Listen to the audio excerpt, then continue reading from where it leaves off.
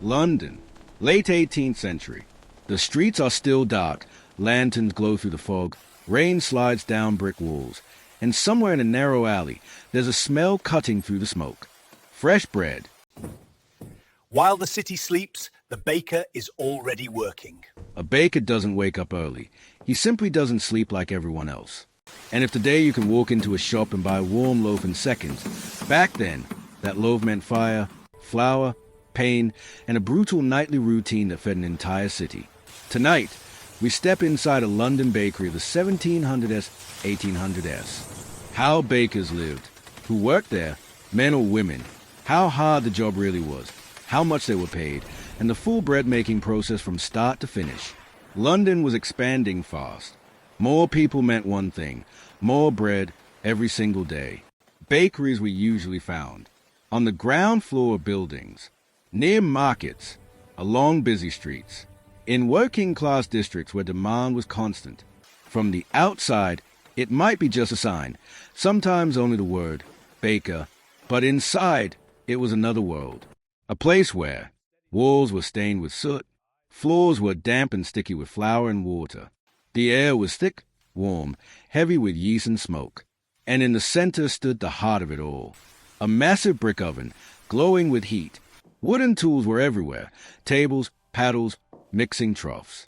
And flour coated everything like permanent dust. Most of the heavy labor was done by men.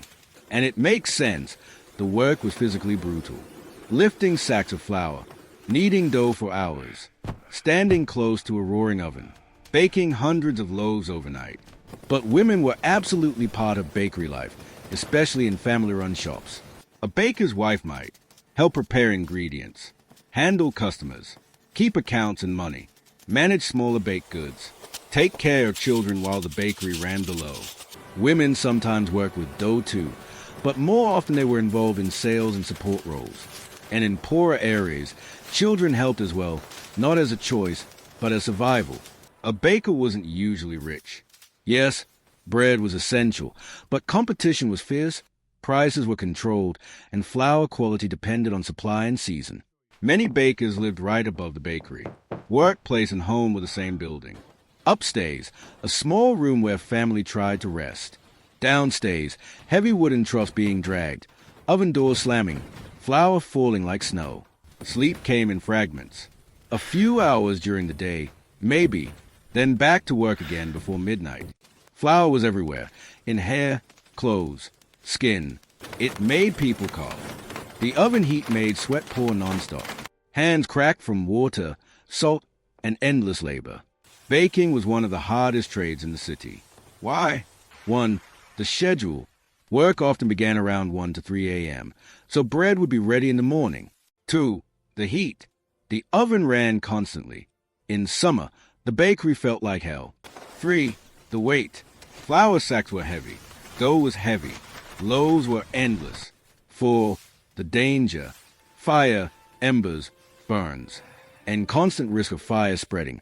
Wooden beams and flour dust were a deadly mix. This was an artisan romance. It was survival work, feeding the city.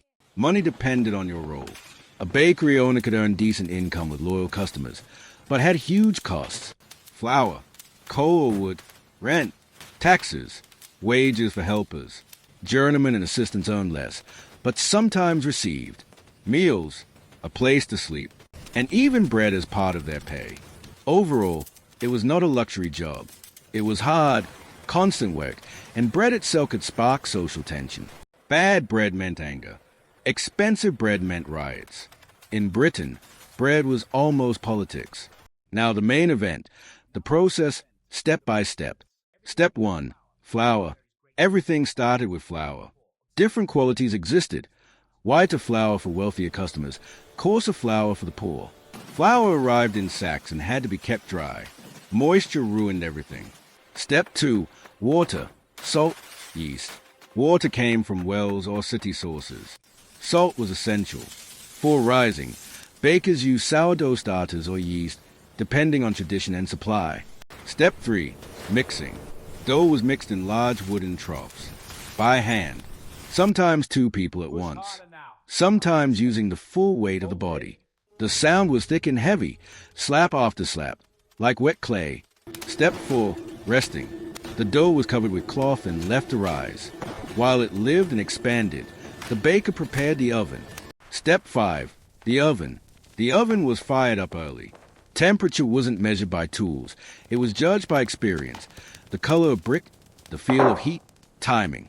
Then embers were moved aside, and loaves were loaded with a long wooden peel. Step 6, baking. Inside the oven, bread transformed. The crust darkened, cracks formed, and the smell turned warm and sweet. Step 7, cooling and selling. Finished loaves were placed on wooden racks or tables. By morning, customers arrived. Sometimes bread was delivered to shops and markets. Night after night, without pause, London was fed. Movies often show old London as carriages, wealthy men, theatres, candlelight. But the real city depended on those who worked in the dark. People covered in flour and sweat, standing close to fires so thousands could eat in the morning. The baker wasn't a famous hero, but without him, London would stop. And if you ever step inside that bakery, you wouldn't remember the words. You'd remember the smell, flour, smoke, and fresh bread in the cold morning air.